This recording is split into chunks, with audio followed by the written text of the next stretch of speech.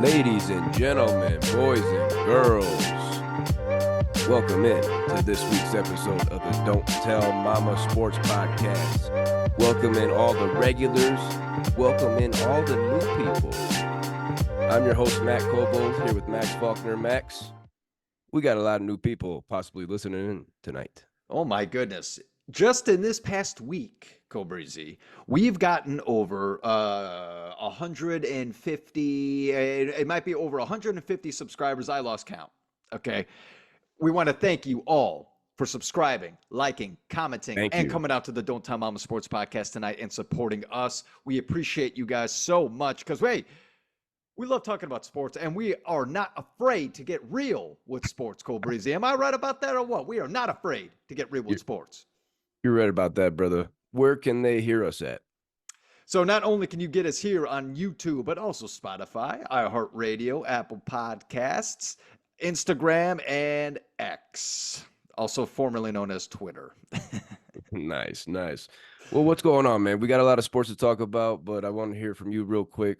What's been going on, brother? How was that Super Bowl for you? Ooh, it was a fun Super Bowl, man. Fun Super Bowl. We had some friends over, did a slow roasted pork. Actually, you did the same thing, if I'm not mistaken, Cobreezy. I did my honey balsamic, yes, sir. Oh my goodness, we didn't do that. Okay, we didn't do that. Okay. That's I'm gonna need that recipe one of these days. You're gonna have to pass it on. Pass it on. I gave it to your wife. Let's not forget. Oh, she has it. She has it. Oh, she made it before. Yeah, she keistered it. She's sitting on it.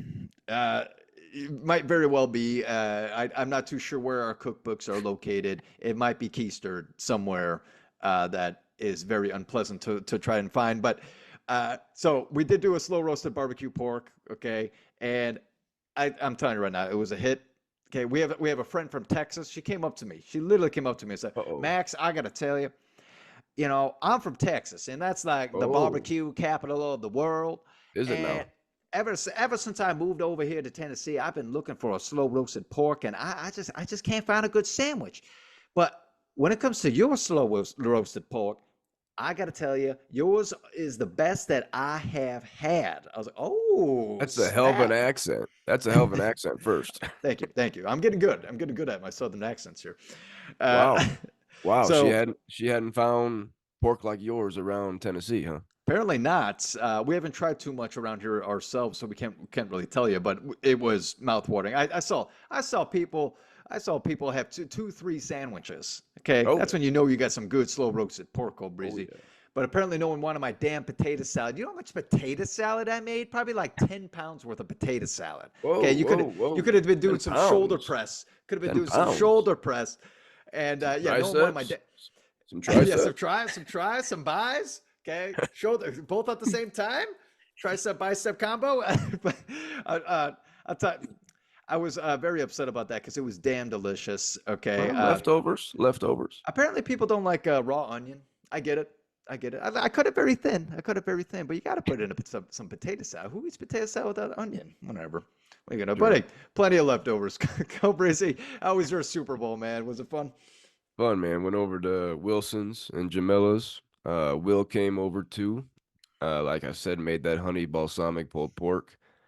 Mouth watering as always. Had a couple other goodies. Had our white rascals. Everybody brought white rascals. Ooh. Gotta get them as a sponsor for this show one day. Oh, that'd be amazing.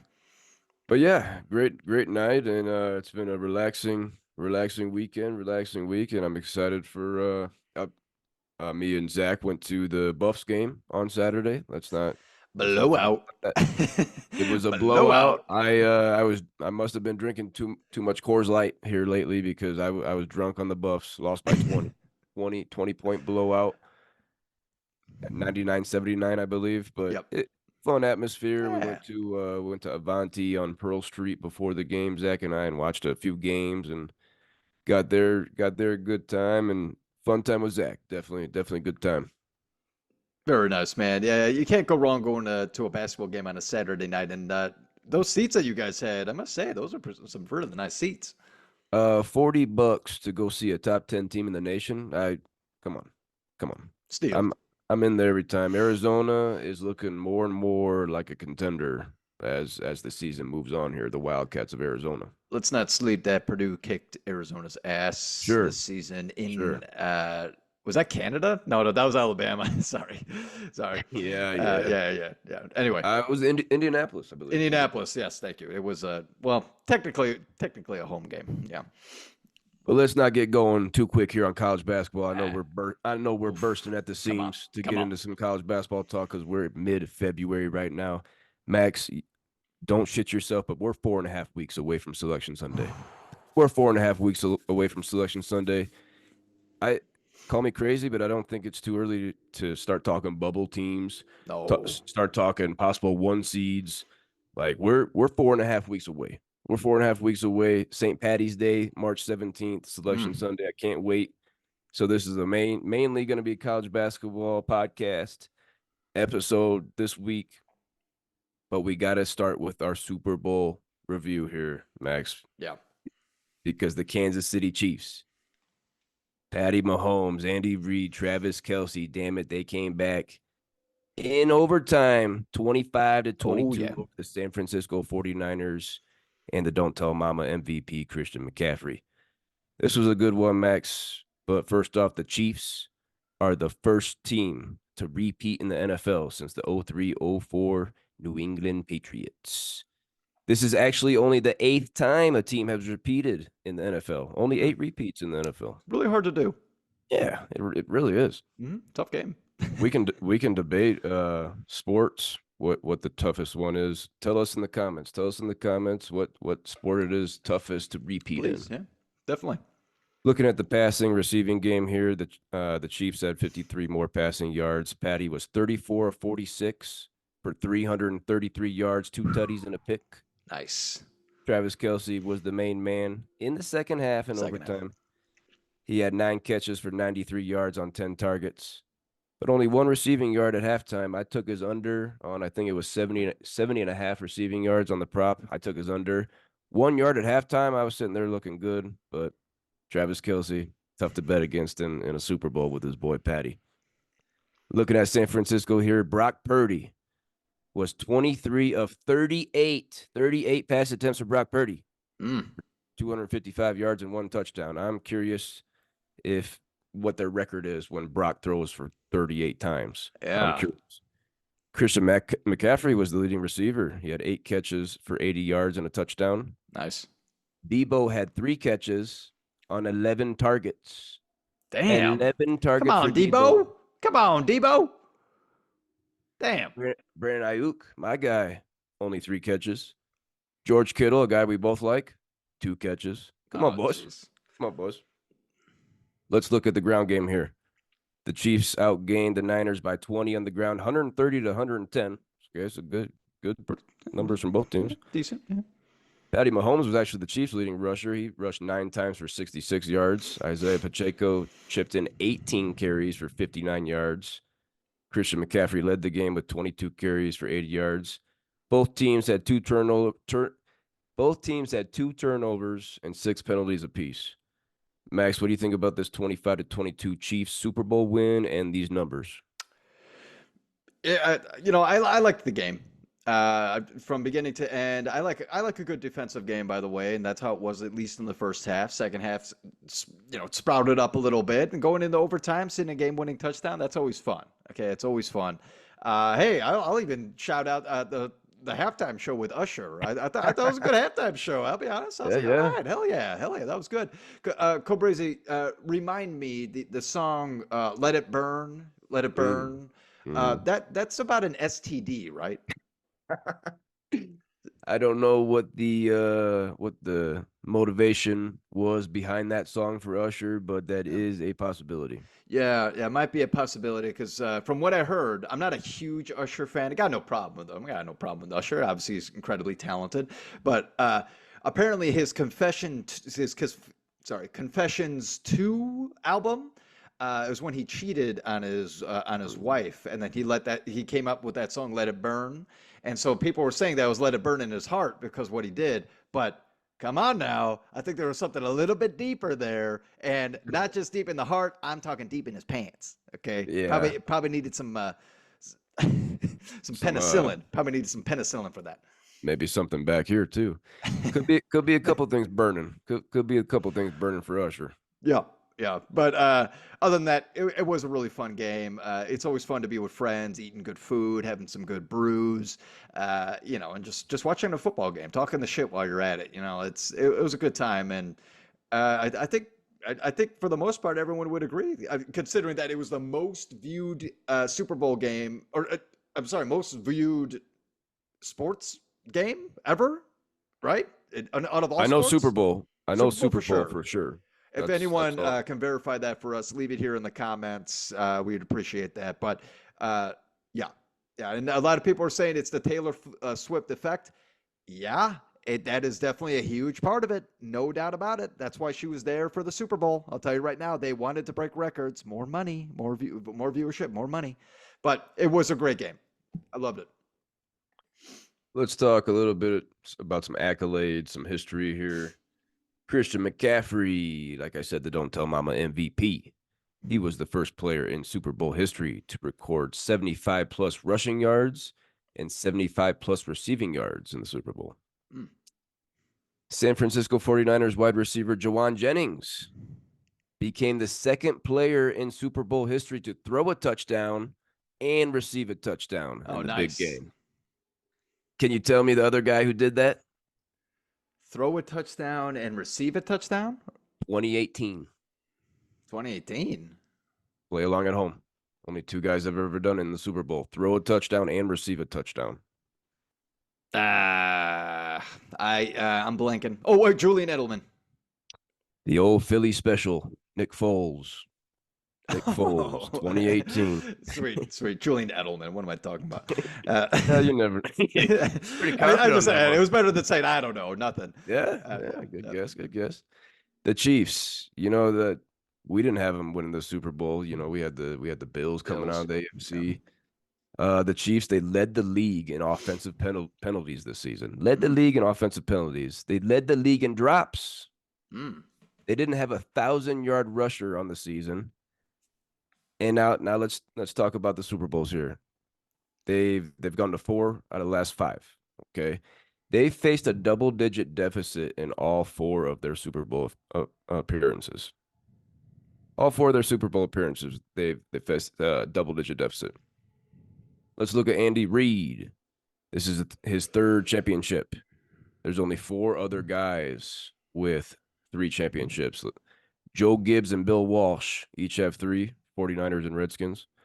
Chuck Noll for the Steelers has 4, and of course, Bill Belichick has 6. Anything on Andy Reid in the top 5 coaches for Super Bowl wins? He's a top 5 coach potentially in the history of football. Well, yeah, we can talk about that. That's debatable. Right now, he might be very well the best coach in the game. Can we say that? Can we? Because Bill, hey, we would say Bill Belichick, but he doesn't have a job right now, right? So does Andy Reid slip up into number 1? Just saying. Yeah. I think that would make sense. Yeah, Andy Reid's awesome. I love Andy Reid. I brought this up a while back. It was fun with all our buddies as well. Doesn't Andy Reid look like the walrus from Alice in Wonderland? Oh yeah, definitely. I'll keep bringing this up every year until people start getting it. There's a picture of it. No doubt. It's funny to talk about, but regardless, this guy knows football. He's just a stud when it comes to the paper, making the decisions. Gotta love the guy. And the fact that Travis Nutcase Kelce comes up and chest bumps him, screaming into his face. The fuck was that? Can we talk about Kelce for about 2 minutes here, real quick? 2 minutes. 2 minutes. That's it. That's all I need. Okay. Travis Kelce is insane. Okay. I don't know if he's roided up, but for one thing to go up to your coach and, chest bump him screaming in his face. Okay. That's one thing. Okay. Which ridiculous. Is obviously like, come on, it's Andy Reid, dude. It's not like, how about we do a vice versa? What if Andy Reid were to do that to you? Then Andy Reid's going to get a bunch of shit. But okay. Anyway, moving past that already, I want to go to the end of the game where they won. They're holding up the trophy, and then Travis Kelce comes up and they ask him questions, and he starts going, "Oh yeah, Viva Las Vegas!" What's going on with that, dude? That guy is insane. Okay, he is roided up. Okay, also really quick. One thing I'm going to bring up at Taylor Swift is that instance. Okay. I don't know if anyone saw, but my wife and I saw it. Okay. And also, when he started saying Viva, Viva Las Vegas, my wife and I both looked at each other and straight up, we were just like, that guy's a dick. Like that guy is a dick. All right. It just, I could just tell. I could just tell that this guy is just a jack. But anyway, Taylor Swift, they panned over to her. There was a point where she had one of those faces where she was like, she was not pleased. All right, not pleased. Now, Taylor Swift's a shit, so I find it hard to believe that she'd be embarrassed by anyone. But I think this is one of those moments where she's like, "Oh, that's my boyfriend." Yeah, good catch there. Good Yeah, catch. Travis Kelce's insane. Let's move on now. I had to let that out. Best tight end ever played the game though. Ooh. Yeah. If we had to name just a couple off the top of our heads right now, Cobrazy, maybe Antonio Gates, maybe Tony Gonzalez. Tony Gonzalez is up there. Those are the two biggest names I can think of, honestly. Probably sleeping on one, but yeah. yeah. Leave it in the Travis Kelce. comments if we're sleeping at a big time. Let us know. Let us know. Mike Ditka was a tight end. I don't know how good he was though. I know him for his coaching. Let's talk about Patty Mahomes here, the $500 million man. He was the Super Bowl MVP. This was his third one. He's only 28 years old. There's only two other guys who have at least 3 Super Bowl MVPs. Can you give them to me, Max? Tom Brady. 5. That's the big dog. Easy. And this guy has 3. This guy has 3. Shit. Also a quarterback.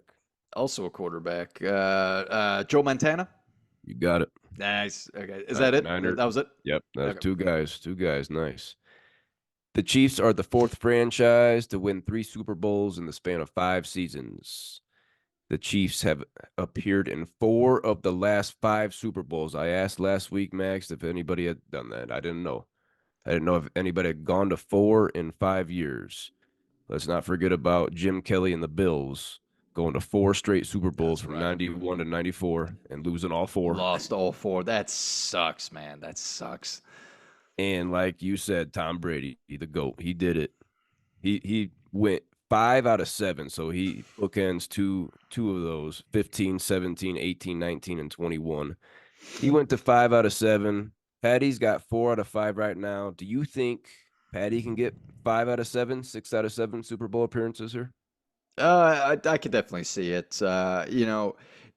What the Chiefs need for next season is they definitely need some wide receivers. Okay, but I think they got a good running game with Isaiah Pacheco. Travis Kelce will come back for another year, definitely. I don't see him retiring anytime soon. Even Noah Gray, the backup tight end, he's actually pretty good too. So they'd be in good shape. Their defense looks good. They just got to sign Chris Jones. I think he's a free agent, so go get him. Your boy. Yeah, we posted a video from Travis Kelce's podcast literally like a couple hours ago. Turns out Chris Jones's dick actually popped out during the NFL Combine. They showed it. I posted it. My bad. I actually didn't see it until after I posted, and YouTube kicked it off. Understandable. Yeah. Understandable. No one wants to see a big floppy dick. But anyway, I think the Chiefs can do it, man. I think they can. They have all the pieces, and they have the best. Well, they have the best player in the league, Patty Mahomes. Patty Mahomes, Andy Reid, Travis Kelce. They did it again. They're a dynasty. Yeah. No argument about that.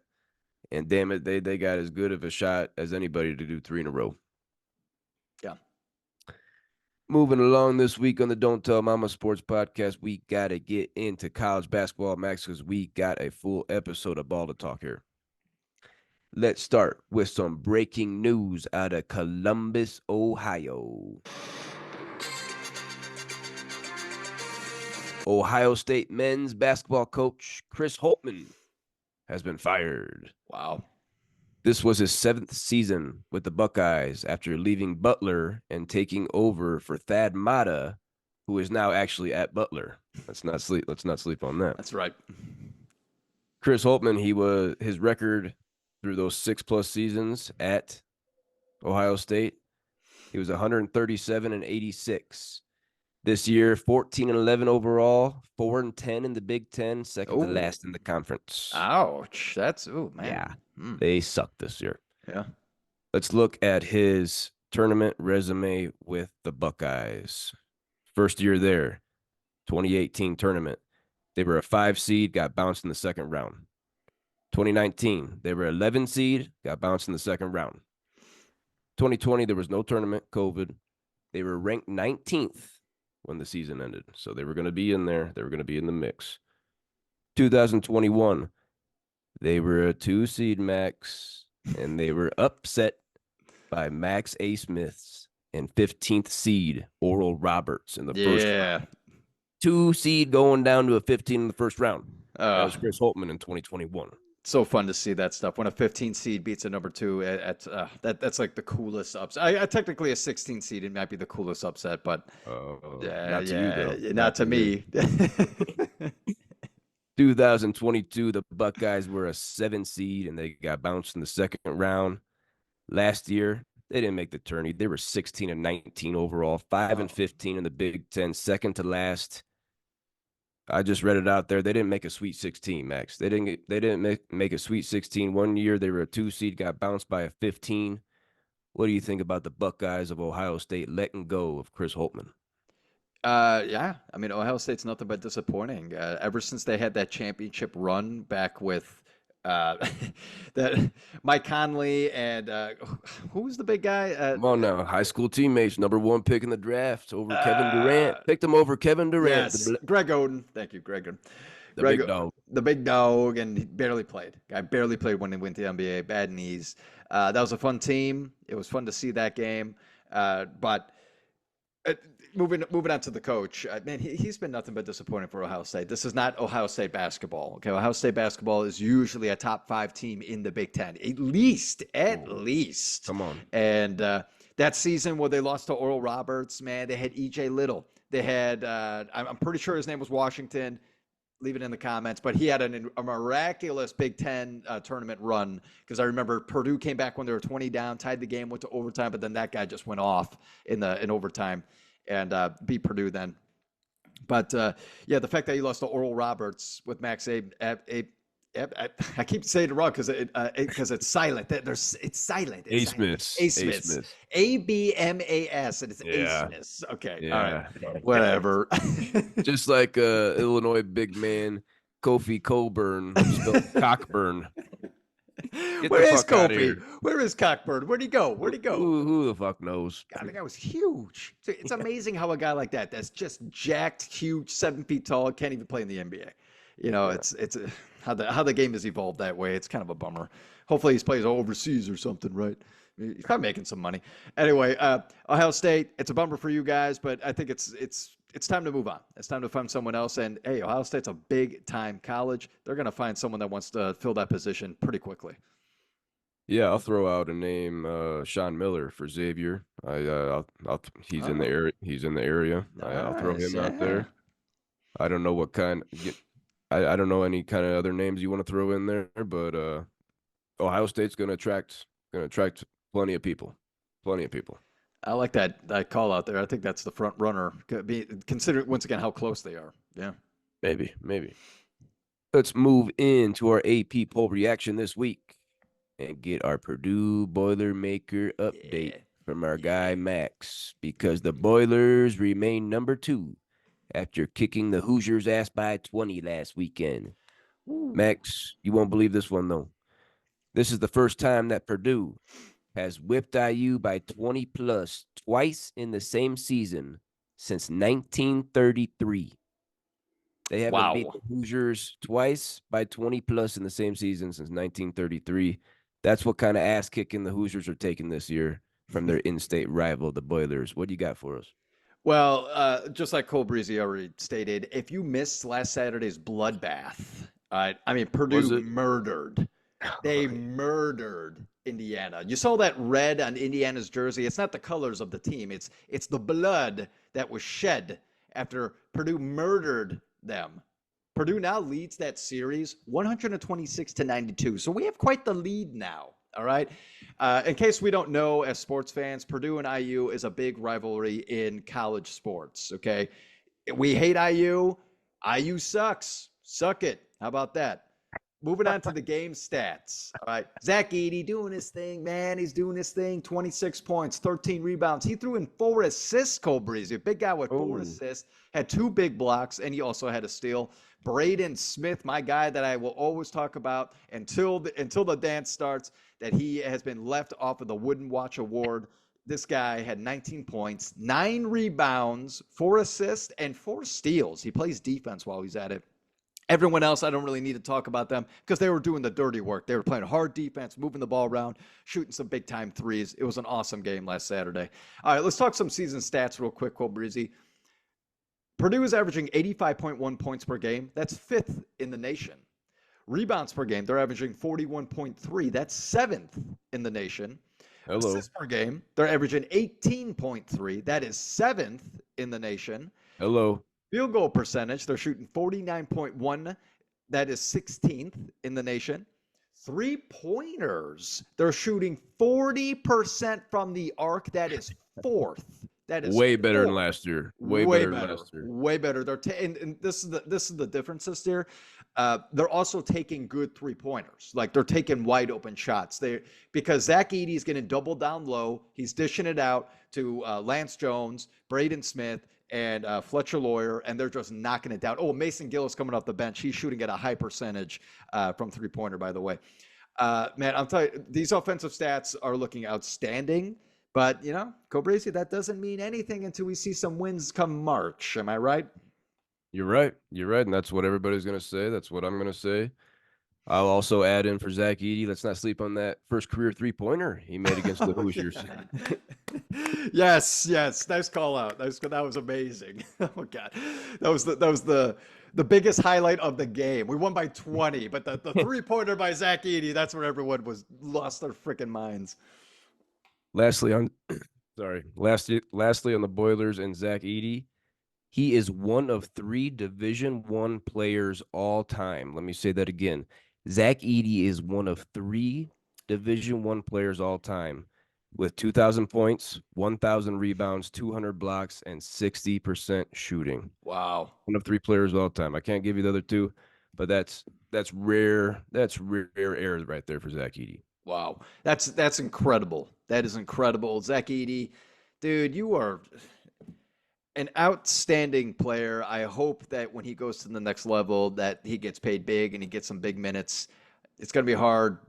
It's going to be hard. It's going to be definitely a change. But with those stats and the numbers good. Edey, you were probably my favorite Purdue basketball player of all time. Yeah. Wow. More than okay, real quick, and then we'll move on from Purdue. Is Zach Edey the best Purdue player of all time? To go player of the year back to back, which we assume that he's going to do, that has not been done. So I would have to say yes. Maybe the next guy would be the big dog and Glenn Robinson. The big dog is who I was thinking about. Yeah, maybe. But Zach Edey keeps on creeping up for most points ever in Purdue history. So be ready for that as we continue with the season. Next team we want to talk about this week are the St. Mary's Gales. The Gales are ranked for the first time since the preseason poll after wins over West Coast Conference foes Pacific and Portland last week. They're currently on a 12-game winning streak. They're 20-6 overall, 11-0 in the West Coast Conference. Wow. And they have an 8-0 road record this year. 8-0 on the road. Beast. Oh, no. They have 4 guys averaging double figures, led by sophomore Aiden Mahaney. He's averaging 14 a game. The Gales, they get it done with their defense, Max. They're allowing 57.7 points per game. That's 2nd in the nation. They're allowing 38.6% shooting. That's 5th in the nation. They're allowing 4.8 threes per game. That is tied for 3rd in the nation. They're allowing 8 offensive rebounds per game. That is tied for 16th in the nation. They're top 20 in the nation with over 40 boards per game. And they're top 15 in the nation in offensive rebounds per game. They also lead the conference in blocks per game. Okay? They're getting it done here. Their Achilles heel, possibly they don't get to the free throw line enough. Okay, they don't get to the free throw line enough. But they're second in defensive points, they're fifth in defensive shooting, and they're tied for third in 3-point makes allowed per game. That's big time. What do you think about that? At the beginning of the season, they started out slow. Okay, They we did. had a very quick conversation. It was very brief. I just remember it. And we said that St. Mary's is not having a good year. Gonzaga will win it because they always win the West Coast Conference. Okay, it was Yeah. very brief, but I Yeah. remember I said that. They And I agreed. definitely, and you agreed. Yeah, they definitely proved us wrong, Cobrizi, because on a 12 game win streak, 11, 12. running the West Coast Conference right now, this might be the year that they take down Gonzaga. Have they played yet? No, they haven't. I believe they did, and they beat them already. Let me see here, boys. Yeah, let me know on that. They won at Gonzaga 64-62, Wow. and the return game is on March 2nd, Saturday, March 2nd. That's the last game. That's the last weekend of the West Coast Conference. So Mark that one on your calendars. I bet that's a late one. Yeah, that'll be a fun one to watch. 8 o'clock Mountain Time, ESPN, March 2nd. Nice, 9 o'clock. I'll be there. I'll be there. Game. St. Mary's, they're always there. They coached very well, and they always have a good defense too. Always have a good defense. So I will not sleep on them come March. This is looking like a 4 or 5 seed, easy. If they keep winning and they win the West Coast Conference, ooh man, they might slip into a 3. Exactly what I was thinking. A 4-5 right now. They only have 4 games left. They got Pepperdine tomorrow. That'd be a smacking. 4 games left? They have 4 games left, Max. We're getting 4.5 weeks to Selection Sunday. Oh my Come goodness! On. Come on. I'm sweating now. Come on. I'm sweating. The West Coast Conference has 4 games left. Yeah. Wow. So let's be ready for I might be wrong. That might be 6 games. Might be 6 games. Might be wrong on that. But they are the first one of the first conferences that get the automatic bid. They have their conference tournament. I think they're one of the first. 5 games left for the St. Mary's Gales. 5 games left. Damn. So we're getting down there. Last team we want to talk about in the AP poll reaction this week are the Sycamores of Indiana State. Now, here's a team we've never talked about. You know, last week we had the Gamecocks of South Carolina. We never talked about them before. No. We got a new team here to talk about Indiana State, baby, and Terre Haute. The Sycamores are ranked for the first time since Larry Bird was in school in 1979. 45 years ago. 45 years the Sycamores haven't been ranked. They run a 9-game winning streak until it was snapped last night at home to Illinois State, 80-67. This is a bad loss. A bad loss. Coach Josh Schertz said the team was soft and entitled. Oh. Yeah, after the loss. Ouch. Ouch.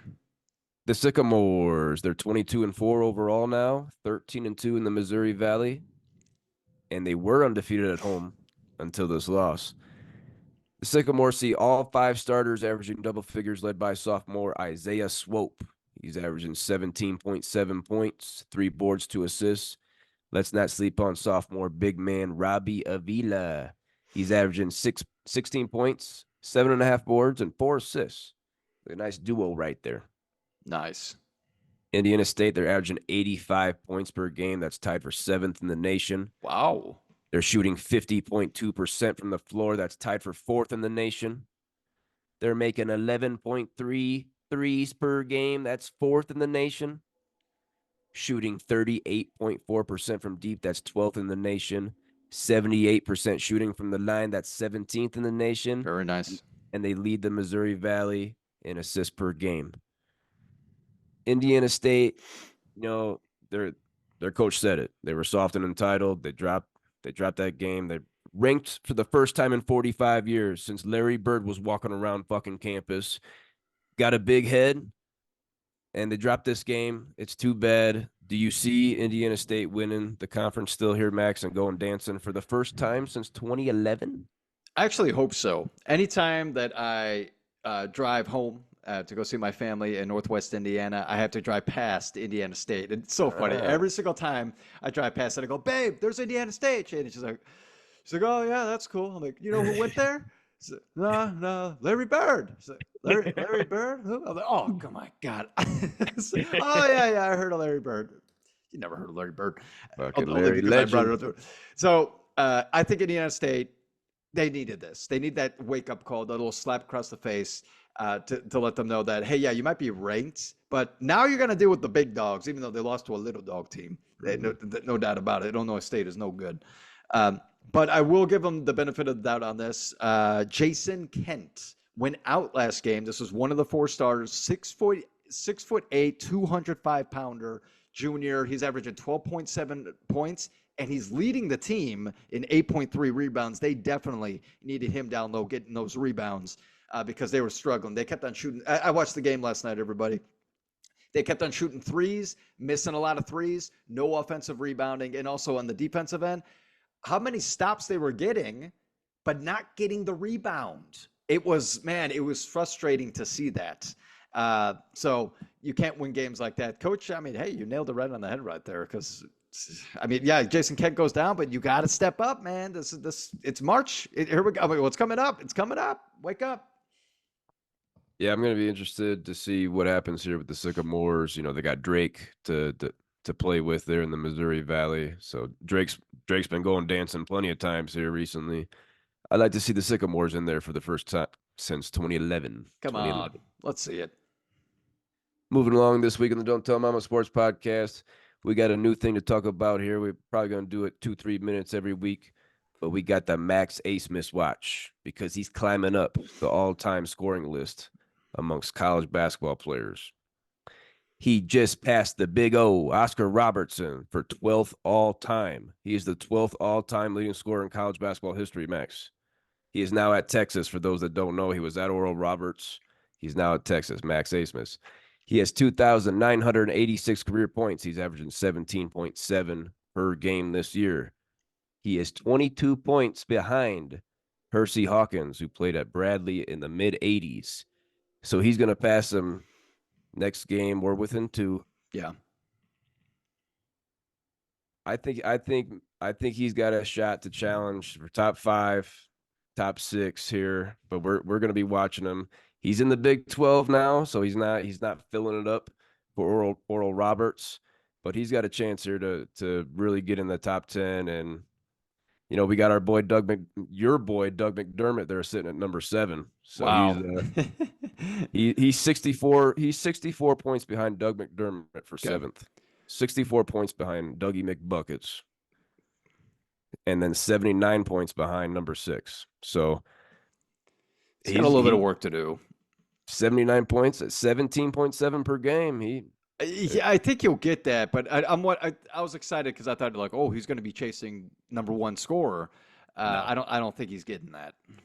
No, he doesn't have 5 years like Antoine Davis or Pistol Pete, just killing people back in the Pistol day. Pete played 3 seasons. 3 and he years. leads the league. Well, all time. Sorry, all time. 3 seasons. Get out of here.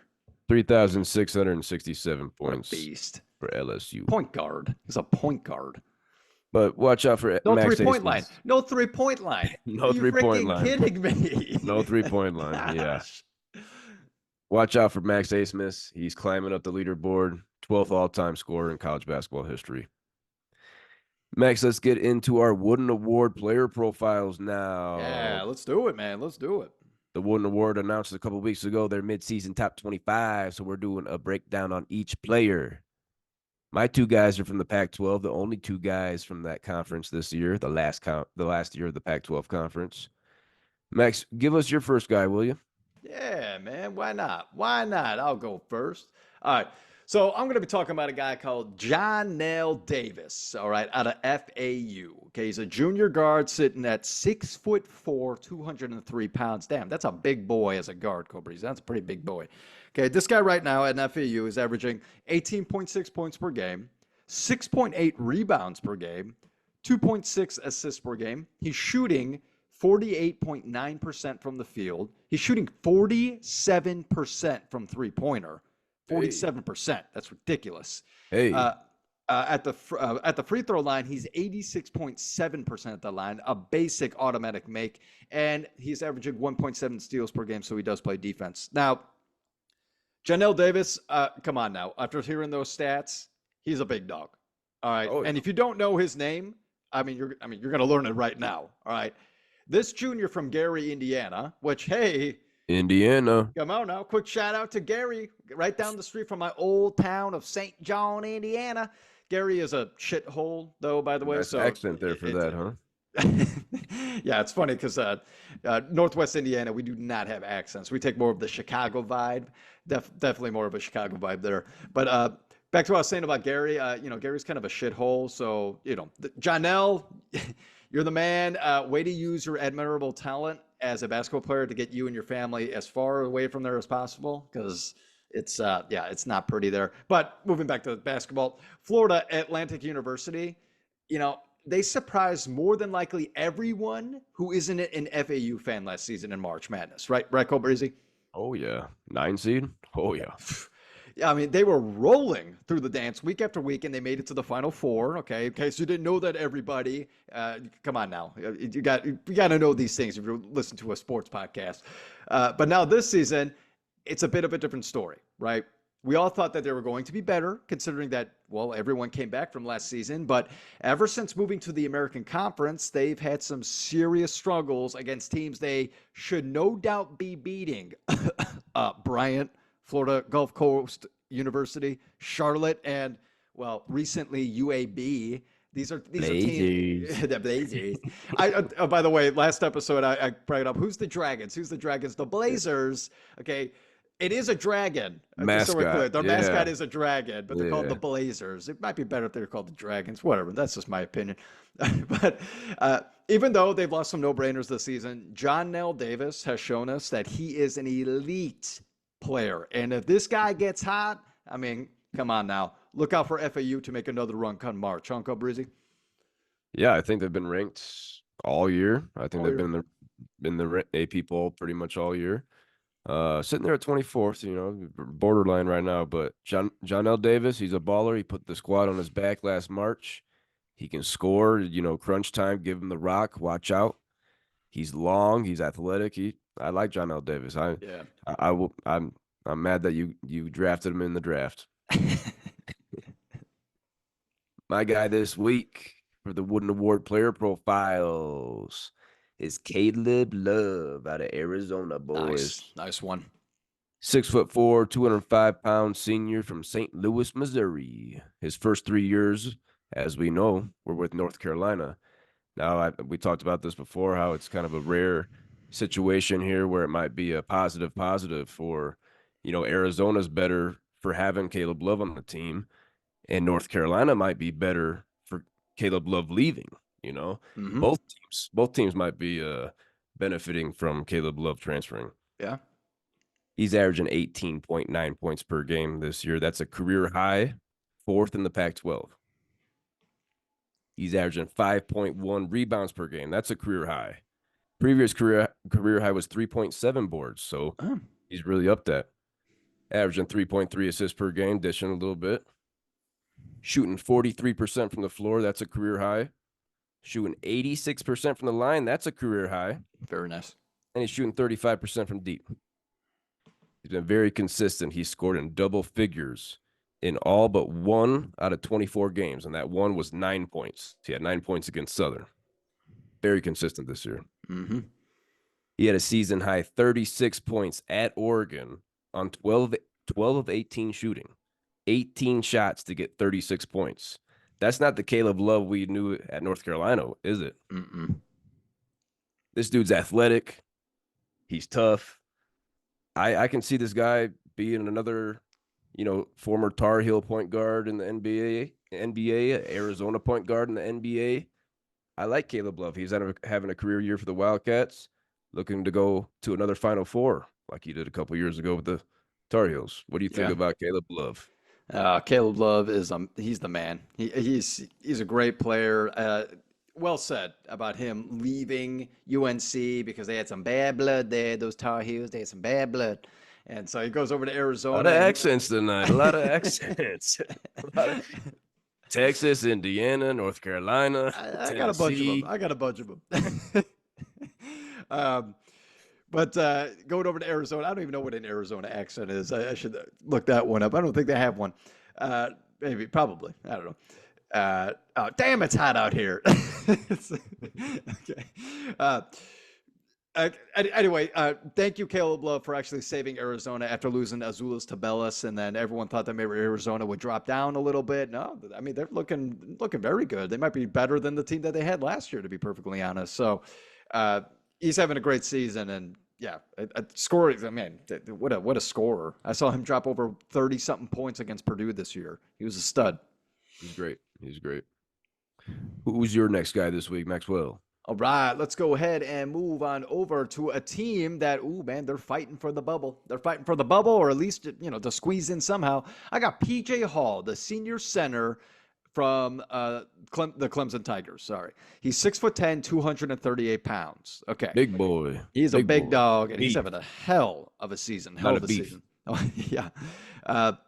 Excuse me. He's averaging 19.9 points per game. That's 31st in the league. He's averaging 7.3 rebounds per game, 1.7 assists per game. He's shooting 49.7% from the field, shooting 30.6% from three-pointers. I didn't know this big dog shot three-pointers, to be honest, Cobrizzi. This big dog also is shooting 80.7% from the free throw line. That's pretty high for a big dog. Yeah. And then blocks per game, he is averaging 1.8. Now, PJ Hall might very well be a top 5 player in the ACC, if not top 3. I mean, come on. Am I right, Cole Breezy? Oh, yeah. Definitely with Baycott and RJ Davis, maybe Filipowski in there. Yep. That's exactly what I was thinking. But, yeah, PJ Hall's in that mix for first team All-ACC, no doubt. Hell yeah. This guy's in his senior season and, I mean, is going on a tear. Definitely his best season he's ever had because he's trying to squeeze his Clemson Tigers into the playoffs.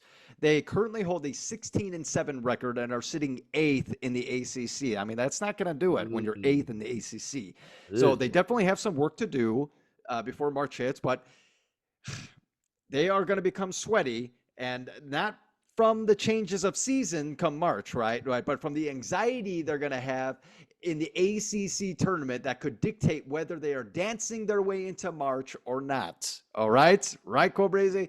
If you're 8th in the ACC going into the ACC tournament, oh my goodness, you are sweating because you know you're going to have to win some games in order to make the dance, okay? You got to start winning now before the tournament.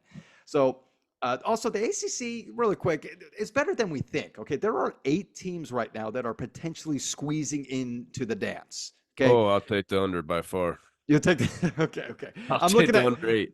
You'll take the under 8. All right. Well, I'm looking at the records. All these 8 teams have at least 16 wins. That's pretty decent. Okay, pretty decent. All right, but although I do believe they need to win, the Clemson Tigers, they need to win at least 20 games this season to make it. With PJ Hall leading the way, I think we can expect these Tigers to squeeze into the dance. Maybe they're an 11 seed playing on that first Tuesday, Wednesday scenario.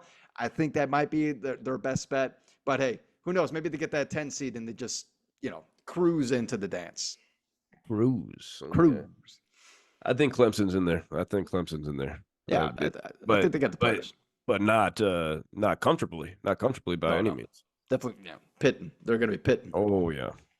Last guy for this week's Wooden Award player profiles. Coming out here to Boulder, Colorado, the Buffaloes. Point guard KJ Simpson. Oh. He's 6'2", 190-pound junior from West Hills, California. He's averaging 19.4 points per game. That's a career high. That's 3rd in the Pac-12.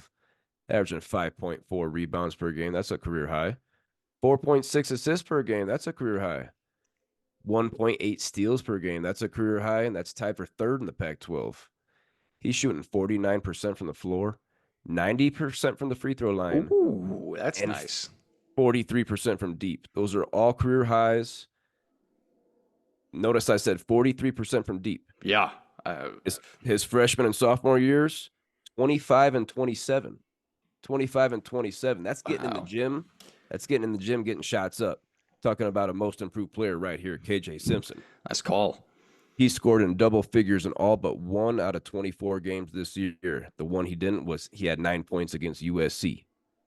His best game this year was probably against Washington. He had 21 points, 10 boards, and 7 assists. Almost a triple-double. Jeez Louise. Wow. This guy might be the one Hooper that no one's talking about. Hmm. Okay, he's got better numbers than Caleb Love, who we just talked about. Pac-12 Player of the Year, that might be up in the running, but Arizona's got the better team. I'll go with Caleb Love, but KJ Simpson, point guard for the Colorado Buffaloes. A lot of people aren't talking about him. Definitely a guy that I didn't know much about until you started talking about him early this season. Like you texted me, "Hey, what do you know about KJ Simpson?" Like I don't know. What team? You're like the Buffaloes. Uh, yeah, I don't keep exactly what you texted. Yeah, I don't keep up with the Buffaloes. I'm not in Colorado, but I understand that you got the updates there. And this guy's having a hell of a season. After you told me a little bit about him, I definitely been looking him up. Fun guy to see. I like that little run between him and Caleb Love for Player of the Year in the Pac-12 because the Pac-12 is pretty weak, fairly weak. At maybe Oregon, maybe we had like what maybe the Washington State could maybe Cougars are in there right now. yeah yeah. I think they're not leading the Pac-12, are they? Arizona. No, it is Arizona. Okay, okay. Yeah. So, but the bummer about the Buffs right now, though, they're another team that is sweating. Okay, they got to make a run in this Pac-12. Maybe go to a championship game against Arizona in order to squeeze into the dance because they had some bad losses this year. Last topic this week on the Don't Tell Mama Sports Podcast, we got to get into our college basketball game picks. Max, we got 4 juicy boys to break down right now. First one, on Saturday, 1 o'clock Mountain Time on Fox. We got the number 4 Marquette Golden Eagles at 19-5, 10-3 in the Big East. They're going on the road to take on the top-ranked Huskies of UConn. Who are 23-2, 13-1 in the Big East. This is a top 4 battle on Fox. The Huskies of UConn have won 13 in a row after smacking Georgetown by 25 at Georgetown and beating DePaul tonight. All 5 starters for the Huskies are averaging double figures with 3 guys over 14 a game. Cam Spencer, 15.3. Tristan Newton, 15.2. Alex Caravan, 14.7. Tough stretch for UConn coming up as they go to Creighton next Tuesday after this one. Looking at Marquette, they've won 8 in a row. Nice. After winning at Butler last night and coming back from 15 down and winning by 11 against St. John's. They were down 15 and beat St. John's by 11. That's impressive. That's impressive. The Golden Eagles. Are they the Screaming Eagles or the Golden Eagles? Golden. They're the Golden Eagles, yeah. Somebody's the Screaming Eagles. Southern Indiana? Southern Indiana might be the Screaming Eagles. Hmm. But the Marquette Golden Eagles, they have 4 guys averaging double figures while also having 3 guys over 14 a game, just like the Huskies. Tyler Kolek at 16.1. Excuse me. Cam Jones at 14.3. And Oso Iguodaro also at 14.3. These 2 teams are the class of the Big East. You got Creighton there, but Creighton's down a tier, at least for me, from these 2 top teams. Yeah. Max, where are you going at with this Big East battle, top 4 matchup on Saturday? This is the best game in the Big East, definitely this season.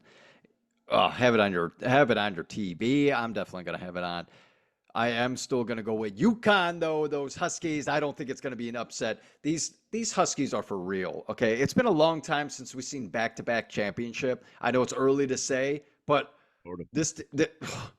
UConn is damn good. I mean, it's going to be I know you're excited, Cobrizi, because Kansas beat them this year on their home court. That's a great win. But man, UConn, I don't know if they're going to lose again before March or before the dance. That's all I got to say. It's going to be a fun game. It's going to be a close game. It might come down to the last shot, but I could definitely take Cam Spencer or Newton to take that game-winning shot any day of the week. So I got UConn. Who do you got, Cobrizi? I got to go with you there. You got to go with the home team here in this toss-up. Yeah, UConn, they got Marquette here. I talked about Creighton next week at Creighton. Villanova and Seton Hall at home. And then go on the road, return game to Marquette and at Providence to end the season. So it's going to be interesting there. Definitely could run the table. but I got UConn with you there, Max. The Huskies, whew, they're looking strong.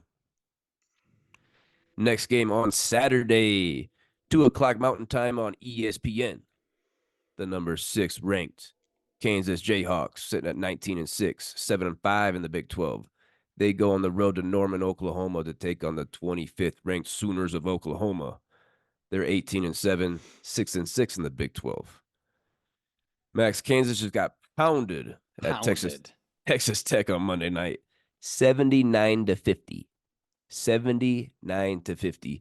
Bill Self ejected. I don't know if you saw that. He got ran reportedly first time at Kansas. First time he got ejected at Kansas. And this is a kind of a recurring theme here in the Big 12 with big time coaches. Just last week, Kelvin Sampson at Houston got ejected. Scott Drew at Baylor, first career ejection. Big 12 big time coaches are getting run right now. Getting hot. It's getting hot in the Big 12. Dude, Woo! Yeah, everyone's getting fired up in the Big 12. I was just looking at the conference before for the show. I don't know what, maybe 10, 12 teams might be making the damn dance. A record. Oh my goodness. It'll be a fucking record this year. Oh my goodness. Running the tables right now, this league. Whew, it's going to be fun. The Kansas Jayhawks, they've lost 2 of 3 and are 4-4 in their last 8. All those losses are coming on the road. Still undefeated at home this season. Haven't had the Big 12's leading scorer, Kevin McCullough, in 3 of our last 5 games. He has not played. Bone bruise in his knee. He's hurting. DeJuan Harris, he tweaked his ankle against Baylor. He was banged up in this one. You know, we talk about the depth for my Jayhawks, how there's no bench. There's 4 or 5 guys. If someone gets hurt, someone gets in foul trouble, we're going to lose the game. And that's exactly what we saw here. 79-50 at Texas Tech. Let's look at Oklahoma real quick. They're all over the place. They win 1, they lose 1, they win 2, they lose 2. They got pounded last night at Baylor.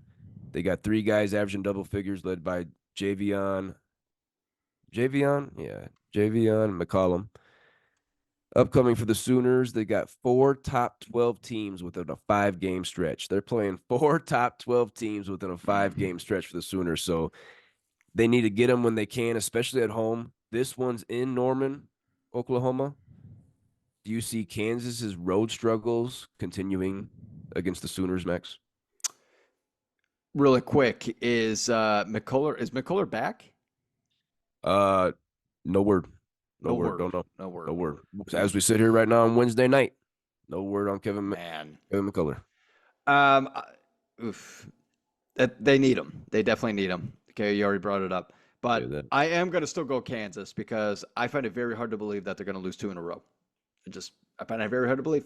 Okay, so I'm not betting against Kansas this week, regardless if McCullough's playing or not. They'll figure it out. Okay, that's all I got to say, man. Texas Tech, that lost. Oh, man. Texas Tech, there's 2 teams in the Big 12 that are just gritty, and they just get India. It is Texas Tech and it's TCU. Okay, those are the teams that are just like, oh, man, that defense is just so tight. What about West Virginia? They're fucking man, they sick. All right, they sick. That was a terrible loss, by the way, by Kansas. That was terrible. Yeah. Mm-hmm. Bad loss. That's all I got. What do you got? What did this game go, Brizzy? You going against your Jayhawks? To your point, Max, the Jayhawks have not lost 2 in a row this season, and I got to be with you on that one. I see a bounce-back game here with or without Kevin McCullough. You know, Hunter Dickinson, he's been held down a little bit. He hasn't been playing like a Wooden Award player.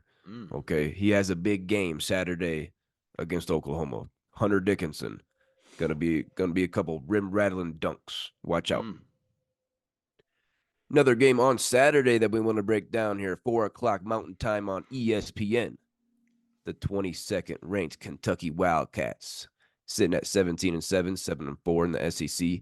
They go on the road to take on the 13th ranked Auburn Tigers, sitting at 20-5 and 9-3 in the SEC. Max, College Game Day is going to be at this one. It's going to be a 2-hour special starting at 8 o'clock Mountain Time. First 2-hour edition of College Game Day this season. So put your belts on for that one. Auburn, they only have 2 guys averaging double figures, led by big man Janai Broom. They get it done with their defense. We know that. Yep.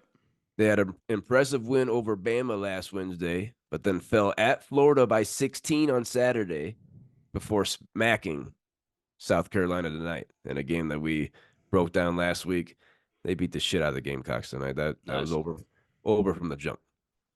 Auburn. This one's at home. Okay. Kentucky's going on the road here. Auburn is 43-2 at home over the last 3 seasons. Wow. 43-2 at home over the Damn. last 3 seasons. Holy shit. Let's look at Kentucky. They lost at home to Gonzaga on Saturday to give them their first 3-game losing streak inside of Rupp Arena. First time ever inside of Rupp Arena they've lost 3 in a row. Rupp Arena was built in 1976. But they rebounded to beat Ole Miss last night by 12. Kentucky, they have 5 guys averaging double figures led by Antonio Reeves. He's averaging 19.4 points per game. Max, Kentucky shaky. Yeah. It's because their defense is fucking terrible. According to Ken Pom, defensive efficiency, 104th. 104th. Can they get this one done on the road at Auburn, a place where the Tigers are 43-2 over the last 3 seasons? No. No, they cannot. Okay, this is going to be the only way they can beat Auburn is if they were to play defense. Okay, because Kentucky has a decent offense. Don't get me wrong, they have a good offense, but they're going up against one of the best defensive teams in the league. Okay, so in order to try to balance the score, because Auburn's gonna be all over them. Okay, they're gonna get rebounds, they're gonna get steals, they're gonna get blocks. You better play some defense on the other end. I'll tell you right now. And being 104th, dude, Auburn has got this in the bag. Go Tigers. Right. We're 3 for 3, Max. I'm sorry out there. And people out there not allowed to debate tonight. Kentucky, I mean, you're not winning at home. You're not winning on the road. Yeah, you're 17-7, 7-4 in the SEC. Shaky. You're in there. You're lucky to be ranked. I'll give you that. You're lucky to be ranked 22nd right now. Yeah. Because you're sitting at what's tied for 5th in the SEC. You're looking up at a couple teams here. Kentucky's going dancing for sure, but I see them dropping this game with you, Max. Auburn, that home court, what we saw tonight against South Carolina, my goodness. The Gamecocks had no tempo. They had no rhythm. It was rowdy in there, okay? And the record shows it. The record shows. Last game we want to break down this week on the Don't Tell Mama Sports Podcast next Monday. Flip the calendar, next Monday, 5 o'clock Mountain Time on ESPNU. We got a top 10 matchup, baby. Top 10. The Cyclones of Iowa State. 19-5, 8-3 in the Big 12. They're going on the road to Houston. Ooh. So right now, 21-3, 8-3 in the Big 12. These two teams are currently in a tie for first place in the Big 12. If they hold and take care of business on Saturday, winner of this one's going to be alone at the top of the standings, boys. These are 2 of the top 3 defenses in the nation, according to Ken Pom. Yeah. Okay. Houston, number 3, Iowa State, number 1. I got that backwards. Houston's number 1, Iowa State's number 3. Houston, the Cougars, they host Texas Saturday. Should get that one done. Little in-state rival there. They've won 7 of their last 8 after winning at Cincinnati by 5 on Saturday. That one loss in there was that ass beating at Kansas. Let's not forget about that one. Cougars have 3 guys averaging double figures led by LJ Cryer. The Iowa State Cyclones, they host Texas Tech Saturday. Now, Texas Tech, they just pounded Kansas, but that was at Texas Tech. This one is at Iowa State, where Iowa State is damn good. The Cyclones, they've won 3 in a row and 6 of 7 after winning at Cincinnati by 9 last night. That was a solid win. They got 4 guys averaging double figures led by Keyshawn Gilbert's 13.8 points per game. Max, do the Cyclones get this one done over Kelvin Sampson, LJ Cryer, and Jamal Shedd in Houston? Oh, my goodness. This is, oh, man. What a fun matchup against 2 of the top defensive teams in the game. Oh, man. Flip. Should we just flip a coin? Should we just flip it? Yeah, maybe we just flip. I'm going to go with the best player on the court in LJ Cryer. I am going to go Houston. He is the best player on the court. He's the best scorer on the court anyway.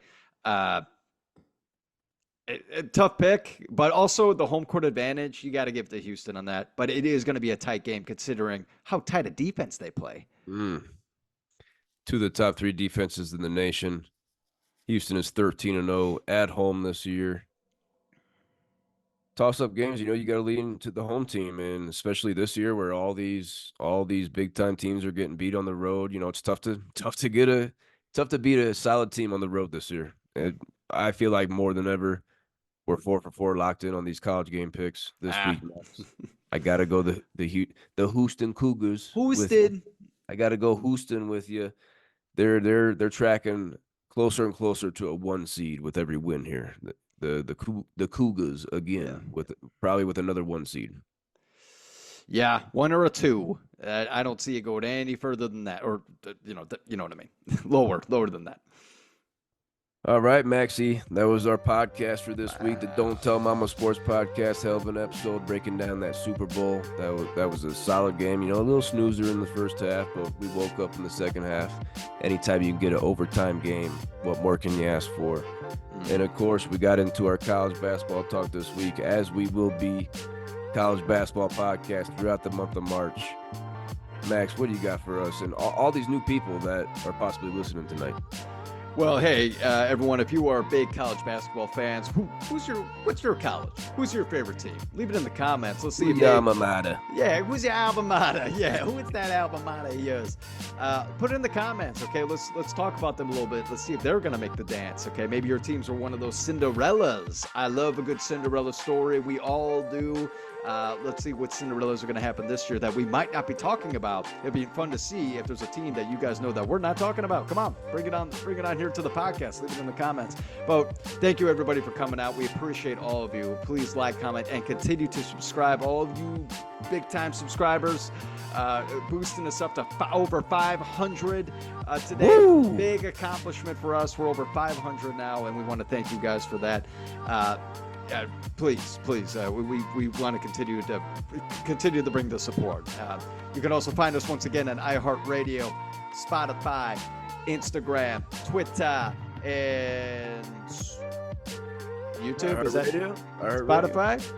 Apple Pocket? Did I say it all? Whatever. We always do that. But yeah, doesn't matter. Who knows? Find us. Google us. Yeah, just type it in. Don't tell mama. Don't you tell your mama. I'll tell you right now. Do you think Travis Kelce's mom tells him something? Say, Travis, you got to turn it down a notch.